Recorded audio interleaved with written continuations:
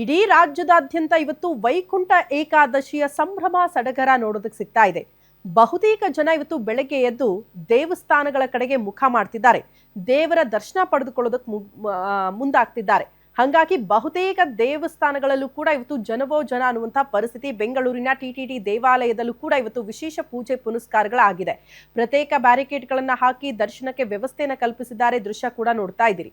ಬೆಳಗಿನ ಜಾವದಿಂದಲೇ ಅನೇಕ ಜನ ಭಕ್ತಾದಿಗಳು ಬಂದು ಪ್ರತ್ಯೇಕ ಕ್ಯೂ ವ್ಯವಸ್ಥೆ ಇದೆಯಲ್ಲ ಅಲ್ಲೆಲ್ಲ ನಿಂತ್ಕೊಂಡು ನೇರವಾಗಿ ದೇವರ ದರ್ಶನ ಪಡ್ಕೊಂಡು ವಾಪಸ್ ಆಗ್ತಾ ಇರುವ ದೃಶ್ಯವನ್ನು ಕೂಡ ಗಮನಿಸ್ತಾ ಇದ್ದೀರಿ.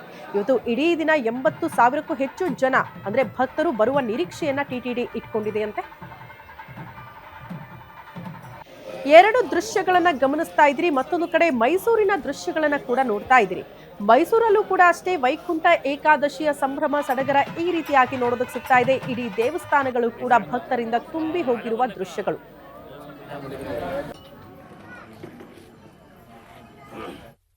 ಹರೇ ಶ್ರೀನಿವಾಸ ಗೋವಿಂದ. ನಾವು ಇದು ವೈಕುಂಠ ಏಕಾದಶಿ ಅಂದ್ರೆ ಭೀಷ್ಮಾಚಾರ್ಯರು 108 ವರ್ಷ ಬಾಣದ ಗುರುದ್ರ ಮೇಲೆ ಮಲಗಿರ್ತಾರೆ.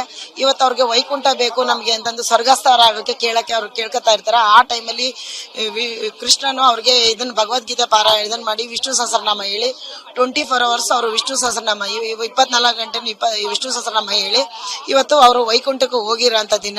ಹಂಗಾಗಿ ಇವತ್ತಿನ ದಿನ ನಾವು ಎಲ್ಲೇ ಸ್ವರ್ಗಸ್ಥರಾದ್ರೂ ನಮ್ಗೆ ಯಾವ್ದು ಚಿತ್ರಗುಪ್ತಿಯಿಂದ ನಮ್ಗೆ ಯಾವ್ದು ಇದಿರಲ್ಲ ಅಂತ ಹೇಳ್ತಾರೆ. ಹಂಗಾಗಿ ಲೆಕ್ಕ ಏನು ಇರೋದಿಲ್ಲ. ಹಂಗಾಗಿ ಎಲ್ಲರೂ ಸ್ವರ್ಗಾಸ್ತ್ರದಿಂದ ಇವತ್ತು ಭೀಷ್ಮಾಚಾರ್ಯ ಪ್ರಾಣ ತ್ಯಾಗ ಮಾಡಿದ್ದೀನ. ಅದೇ ರೀತಿನೇ ವಿಷ್ಣುನು ಇವತ್ತು ಎದ್ದಿರೋ ದಿನ. 6 ತಿಂಗಳು ಮಲಗಿದ್ರೆ 6 ತಿಂಗಳು ಎದ್ದಿರ್ತಾರಂತೆ.